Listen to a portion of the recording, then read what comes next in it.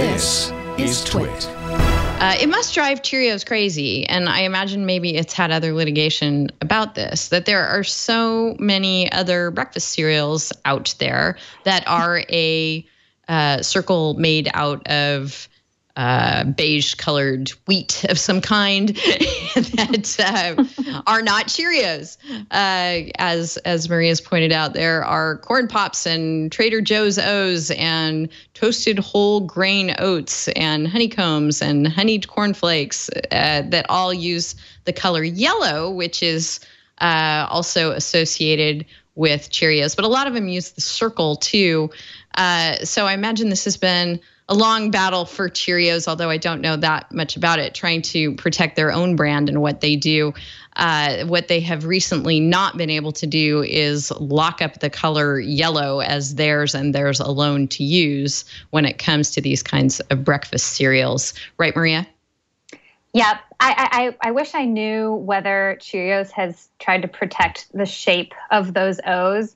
There probably would be some kind of functionality issue there, but you know, trying to protect that color yellow and a couple of the things the TTAB cited, I wonder if they were specifically looking for O-shaped cereals, and they kind of listed a few images of the different O cereals that also use yellow, kind of showing that there's no secondary meaning there. I mean, nice try, Cheerios, I guess. But apparently their brand manager says the battle's not over, so maybe they'll keep on trying. Right. And then this isn't the first time we've looked at cases where a brand has said that color is ours. The one that the two that are mentioned in the Adweek piece that we have in our discussion points are Tiffany and then also Louboutin, the very high-end high-heeled shoe maker, which did get some recognition vis-a-vis Yves Saint Laurent, that they have a distinctive shoe with this red sole. But the court didn't go quite so far as to say you are the only shoe manufacturer that can have a red sole. So it's a little bit confusing how they left things there. Or at least I'm a little confused. Can you set me straight, Maria? I think that in that decision, they had to what's the word? They had to revise their application a little bit, and they ended up with having a valid, trade dress protection in that red sole, so long as the shoe itself is not red. There was no secondary meaning if the entire shoe was red, but in a shoe that is not red, they kind of have that acquired distinctiveness, I guess. Yes, that would be a very aggressively red shoe to have the whole thing, including the sole, be red. Though I guess it's possible. Any thoughts about Cheerios, Matt?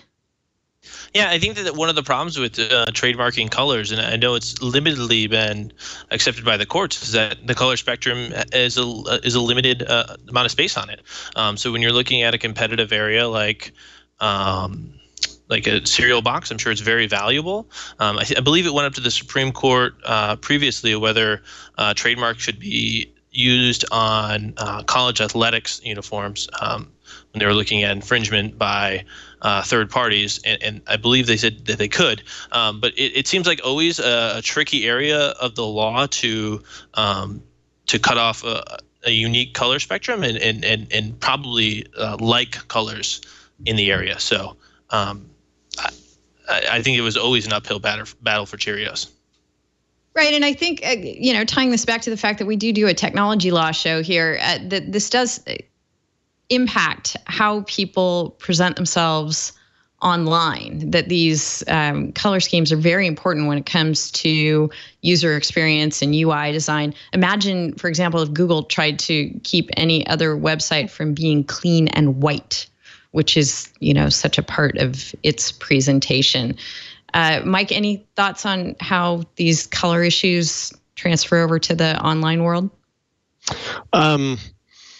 Yeah, that's interesting. I mean, color, of course, can be protectable as a trademark. The U.S. Supreme Court has made that clear under certain circumstances. You've got to be able to establish that you have a protectable, that essentially it has secondary meaning with respect to a particular segment of the market. So, colors can be very powerful. Just a single color. I mean, think of the color that Tiffany uses. I mean, it's the color in and of itself can be a very powerful indicator of source. So, one thing I did want to mention, the discussion about the Cheerio box reminded me of the 1938 case that went all the way to the U.S. Supreme Court, Kellogg versus Nabisco over shredded wheat.